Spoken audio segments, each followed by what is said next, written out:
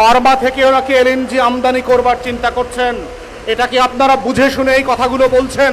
যেই বার্মার সাথে আজকে আমাদের প্রায় 17 লক্ষ রোহিঙ্গা রিফিউজি এক্সচেঞ্জ এবং রিপাট্রিয়েশন আলোচনা এখনো সমাপ্ত হয় নাই।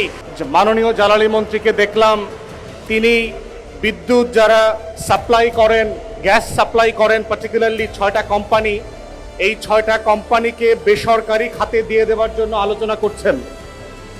ইতিমধ্যে আমরা দেখতে পাচ্ছি যে মার্কেটকে এলএনজি নির্ভর করে দেবার, আমদানি নির্ভর করবার এবং এলএনজি ব্যবসায়ীদের নির্ভর করে দেবার একটা আয়োজন চলতে পারছে। গত এক দশকের ভিতরে দেখলাম এলএনজির ব্যবহার প্রায় 6-7% থেকে শুরু করে এখন প্রায় 30% কাছাকাছি চলে আসছে।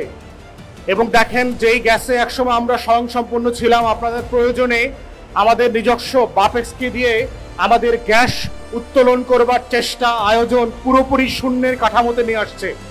আমাদের বঙ্গোপসাগরে যে 46টা ব্লক আছে, প্রায় এক দশকের উপরে হয়ে গেছে, প্রায় 12 বছর, এখন পর্যন্ত সেখান থেকে গ্যাস উত্তোলন করা শুরু করে নাই।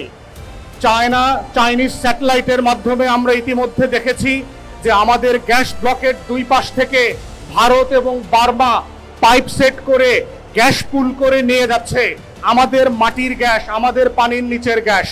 এবং পরিকল্পিতভাবে আমাদের জ্বালানি খাতকে বেসরকারি খাতে দিয়ে দেওয়া এবং আমদানি নির্ভর করে দেওয়া হচ্ছে বাংলাদেশের স্বাধীনতা, সার্বভৌমত্ব এবং জাতীয় নিরাপত্তার জন্য মারাত্মক হুমকি।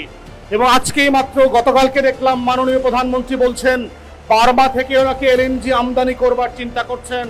এটা কি আপনারা বুঝে শুনে এই কথাগুলো বলছেন? যেই বার্মার সাথে আজকে আমাদের প্রায় 17 লক্ষ রোহিঙ্গা রিফিউজি এক্সচেঞ্জ এবং রিপাট্রিয়েশন আলোচনা এখনো সমাপ্ত হয় নাই, যেই বার্মির সীমান্তে আজকে বাংলাদেশের সভরেন্টি প্রত্যেক দিন আহত হচ্ছে, যেই বার্মা আমার আকাশ সীমানা লঙ্ঘন করেছে, বছরের পর বছর ধরে কিন্তু ক্ষমা চায় নাই, যেই বার্মিজ সীমান্তে আজকে আরাকান অঞ্চল আরাকান আর্মির কাছে চলে গেছে, সেখান থেকে আপনি কিভাবে পাইপলাইন আনবেন, তার কোনো বাস্তব রূপান্তর না থাকার পরেও আপনি এই ধরনের কথা বলছেন। তাই আমরা দেখতে পাচ্ছি কুইক রেন্টালে বিদ্যুতে যেভাবে আওয়ামী লীগ পুরো বিদ্যুৎ খাতকে দখল করবার চেষ্টা করেছে এবং গত বছরগুলোতে সভরেন ক্লজ দিয়ে, স্বাধীন বাংলাদেশের রাষ্ট্রীয় আয়োজন দিয়ে এটার নিরাপত্তা ঝুঁকিতে ফেলে দিয়েছে, একইভাবে দেখতে পাচ্ছি বিএনপি সরকার তেল, গ্যাসের, জ্বালানির এই অংশ নিজস্ব বলয়ের ভিতর থেকে নিয়ন্ত্রণ করে, মালিকানা নিয়ন্ত্রণ করে বাংলাদেশকে আর একটা জ্বালানি ঝুঁকিতে ফেলছে।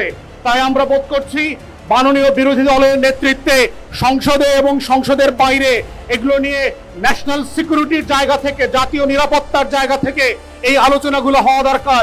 এটা শুধুমাত্র গ্যাস লাইনে গ্যাস থাকা না থাকা, রান্না করতে পারা না পারার প্রশ্ন না, এটা রাষ্ট্রের সার্বভৌমত্বের প্রশ্ন। আসেন সবাই মিলে সে আলাপ তুলি এবং বাংলাদেশের জ্বালানি নিরাপত্তাকে রক্ষা করি আমাদের স্বাধীনতা এবং সার্বভৌমত্বের স্বার্থে। সবাইকে অসংখ্য ধন্যবাদ।